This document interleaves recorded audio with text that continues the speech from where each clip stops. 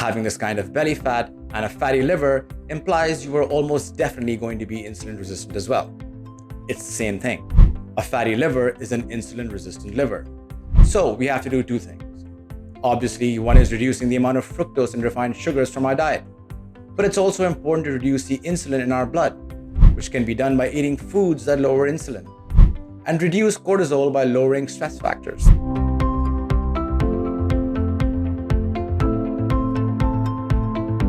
Hi, I'm Rishi, and thanks for stopping by my channel. I'm a practicing nutritionist with a background in human physiology and nutritional sciences. Here, I take a holistic and scientific approach to all aspects of health and wellness. I use food and lifestyle changes to optimize one's nutrition to promote longevity and healthy aging. So if you want to hack your Healthspan and be the best version of yourself, be sure to subscribe and hit that bell icon so you don't miss anything. This process of lowering insulin comes from being on a low-carb, high-fat diet. This is going to result in less insulin being produced overall. Eating lots of non-starchy, green, cruciferous, leafy vegetables, quality fats, and protein is what you're aiming for. These foods minimize the amount of insulin produced. If you want to take this a step further, then a keto diet is a stricter form of low-carb, high-fat, where the carbs only account for 5 to 10% of your total calories, mostly coming from non-starchy vegetables. The next step is to burn fat. There is lots of this in our belly, abdomen, and liver. These have to be converted for use as energy and consumed. Enter fasting. Fasting on its own can single-handedly lower insulin more than anything else you can do with diet and nutritional interventions. Adding fasting to your lifestyle is the most effective way to get rid of that belly fat. When you fast, several things happen in your body at a cellular level that help you with weight and belly fat loss. Firstly, you produce no insulin at all because you're not ingesting any food. And as long as insulin is elevated, that fat is untouchable and we can't turn it into energy.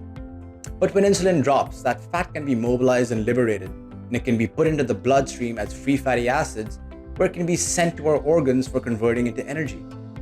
Insulin sensitivity also improves as levels of insulin drop. This speeds the reversal of insulin resistance and fatty liver. The second thing that fasting does is it increases human growth hormone.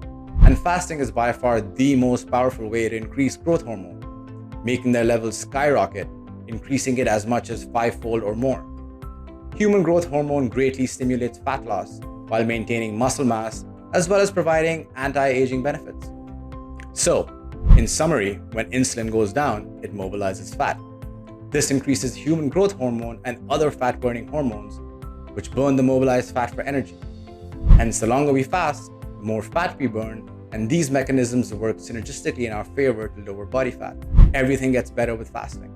Next, norepinephrine or noradrenaline is also released while fasting. With already low insulin and high growth hormone levels, your nervous system now sends norepinephrine to your fat cells, helping them further break down the already mobilized fat stores to be used for energy.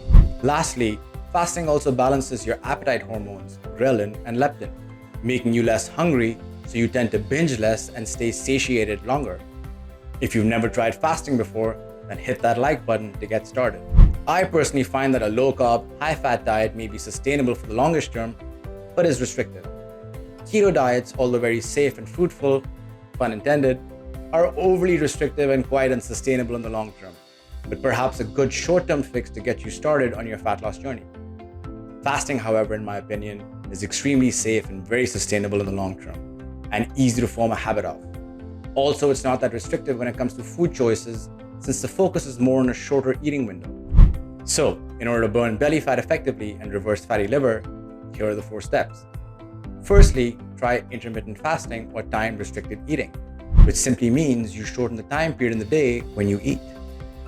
This doesn't imply a change in diet necessarily, but of course, focusing on what you're consuming also matters. A popular one is 18-6, where you fast for 18 out of the 24 hours in a day and consume all your meals and calories within a 6-hour eating window. Secondly, eat a low-carb diet. The lower the carbs in your diet, the lower your insulin levels, meaning you get into that fat-burning zone much quicker and stay in it longer.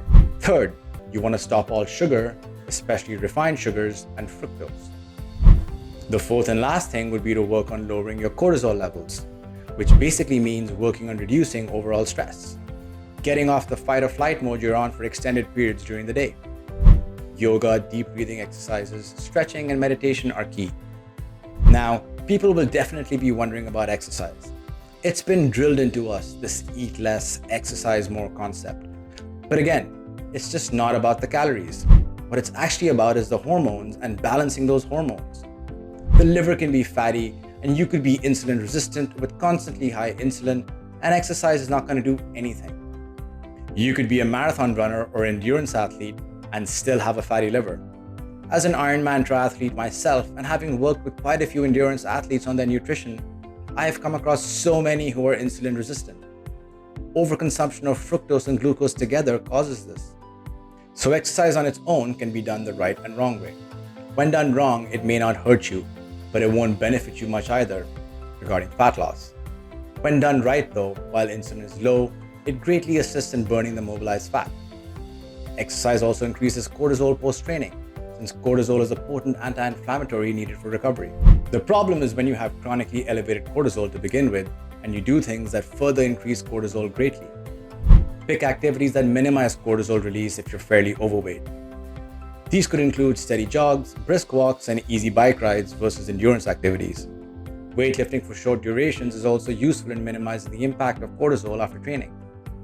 These also help increase blood circulation and fat mobilization without overstressing the body and adding to your problems. And as you start to eat properly, fast, and drop body fat, you can gradually increase the intensity and duration of exercise. This also helps prevent injuries by slowly getting your body used to working out. This is how exercise is done correctly. Thanks for watching this video. If you found value in the information I've shared, then please consider subscribing and hitting that like button. Drop me a comment if you have any feedback for me. I'd really appreciate it.